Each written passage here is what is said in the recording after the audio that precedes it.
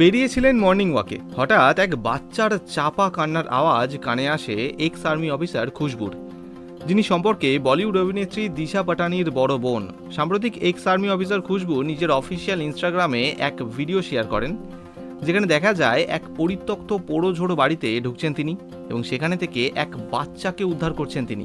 বলা বাহুল্য, বাচ্চাটির যথেষ্ট খারাপ অবস্থা তখন। আন্দাজ করা যায় কেউ বা কারা বাচ্চাটিকে অপহরণ করে আনে ওখানে এবং মৃত্যুর মুখে ওই অবস্থায় ফেলে রেখে পালিয়ে যায়।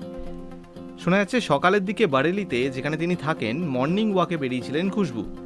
কিছু দূর যাওয়ার পর পাশের এক পরিত্যক্ত বাড়ি থেকে এক বাচ্চার চাপা কান্নার আওয়াজ শোনেন তিনি। এরপর কোনো কিছু না ভেবেই একেবারে দেওয়াল টপকে বাড়ির ভিতরে ঢুকে যান খুশবু।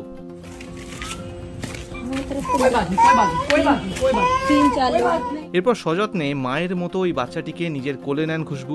খবর দেন পুলিশেও। ভেবে দেখুন একবার, যদি বাচ্চাটির আওয়াজ ওই সময় না আসতো তাহলে কি হতো। যাই হোক, তো শোনা যাচ্ছে নাকি ভিডিওটা ভাইরাল হওয়ার পর ইতিমধ্যে বাচ্চাটির মায়ের খোঁজ পেয়েছে পুলিশ। তার হাতে তার মেয়েকে ইতিমধ্যেই তুলে দেওয়া হয়েছে।